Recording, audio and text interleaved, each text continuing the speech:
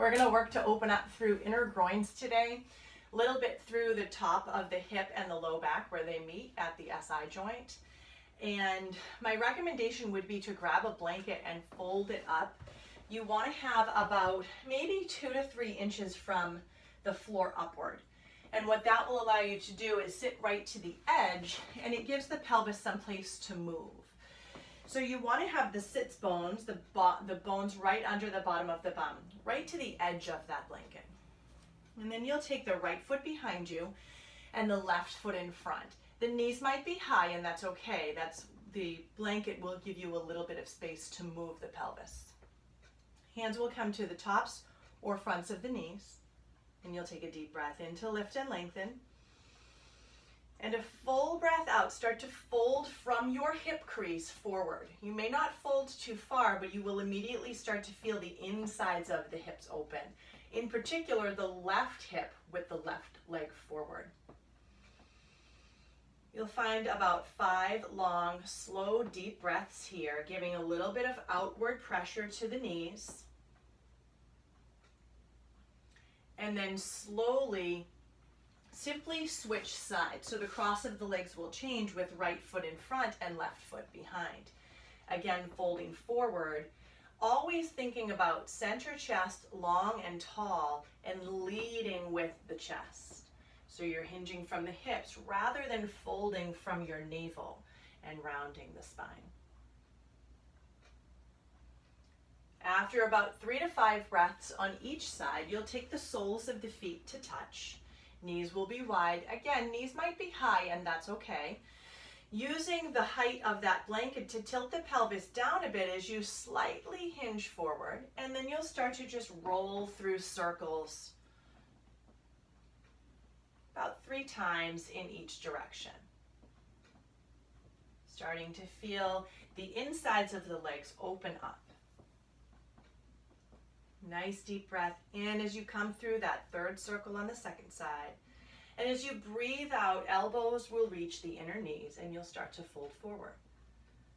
Always again lengthening through the chest, collarbones broad and open. Releasing here, taking the legs out wide. Again, sitting, you might need to readjust on that blanket, sitting up high so you feel the pelvis allowing itself to tilt forward. Press out through the heels and take a deep breath in. And a full breath out as you slightly start to hinge from those hips. Now you might not go too far, but you will immediately start to feel the insides of the legs open up. Hands can stay to those knees, maybe fingertips tent in front. After about 2 or 3 breaths, you might find that you can go a bit further, always pressing through the heels and making sure the 2nd toe is pointing right to the ceiling. So you don't want the feet to fall inward. You want to keep those feet actively upward. And after every 2nd breath, see if you can just hinge forward a tiny bit deeper, ultimately folding as far as feels comfortable. You'll feel the stretch deep from the inner groin all the way to the inner knee on both sides. After about 5 to 10 breaths in this position, come back to the soles of the feet together and just give 1 more round of breath here. And slowly coming all the way back up. We're going to do a bit of work standing to get into the inner groins and across the hips.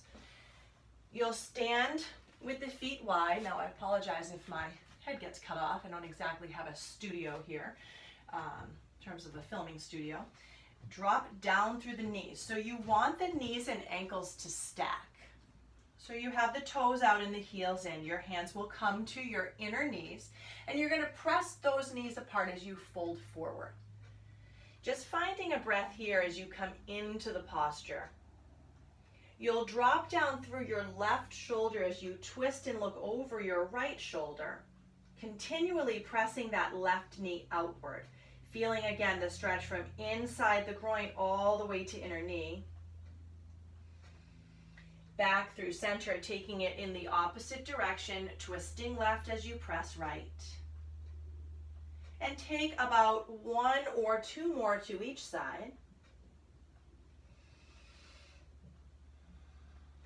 And then with hands to knees, you'll simply shift from side to side, and you'll feel that stretch right through the legs. Coming right back through center, dropping down, push those knees wide. Again, about 3 to 5 breaths here. Slowly start to round the spine up, turning the toes in now and the heels out, taking the hands to your hips. Deep breath in, the chest lengthens, and as you breathe out, you hinge forward from your hips. Now, generally speaking, when I'm teaching, there would be blocks available for the hands, but if you do not have blocks, hands to outer thighs is fine. A little bit of support from the hands as you lengthen chest forward, and think about the tailbone rising up and back to the place where the wall and the ceiling would meet behind you.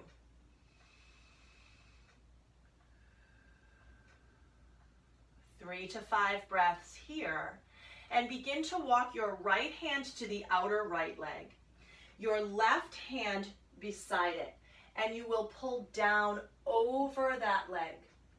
What tends to happen is your left hip wants to come with you. Try and actively pull the hip back as if squaring the hips to the back of the room and simply lengthening to the right with the upper body. You should feel the stretch come from the top of your hip over your low back and your ribs, and you'll take that in the other direction. Of course, you'll also be feeling the backs of the legs here. And coming right back through center, bending the knees as you come all the way up to stand. And the last series we'll do is a standing series with the feet asymmetrical. So right foot forward, left foot back. Kind of standing like a pyramid, back heel rooted to the earth, hands will come to hips. Taking a breath in to lift up, and as you breathe out, you'll fold forward, reaching center chest toward the big toe. Now again, if you have blocks handy, the hands can come to the blocks, but hands to hips is perfectly acceptable. Keep pressing into the big toe edge of that front foot, and out through the pinky toe edge of the back foot. Always long chest, long spine, hinging from the hip. Now again, the body wants to send that right hip out to the right. Try and pull it back, imagining the upper thigh bone, that femur, pulling back into the hip socket, and you'll start to feel the insertion point of that hamstring. Bending into your front knee, and you'll step up with the left and back with the right. Same idea here. You want to be enough that you don't feel like you're walking on a tightrope. So the feet wide apart from left to right. And then simply fold forward.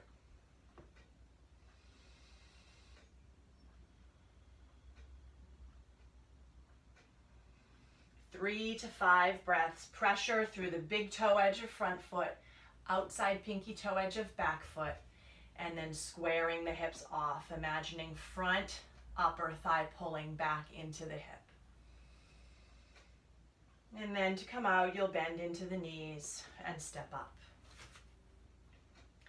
From here, you can come all the way down, just standing to the knees, lifting the arms high, grabbing hold of left wrist as you reach up and over to your right side. Inhaling to center and taking it in the other direction. And coming right back through center, hands will come to the floor, and just to reset the spine, drop into your cow belly as you breathe in, and round into your cat back as you breathe out. And your final pose as you come to rest will be to take the legs, the shins and the feet wide. Press your hips back towards your heels, and you'll feel this through the hips, the inner groins, and a release through the low back. Walking the hands forward. Now, if the forehead does not comfortably reach the earth, you can stack fists and rest the forehead to fists.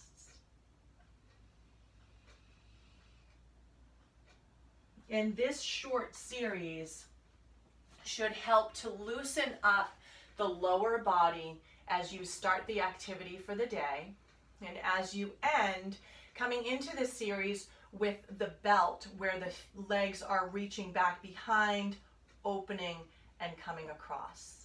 So as a reminder, I'll send out a link to that series as well. Hope you have a wonderful day. Namaste.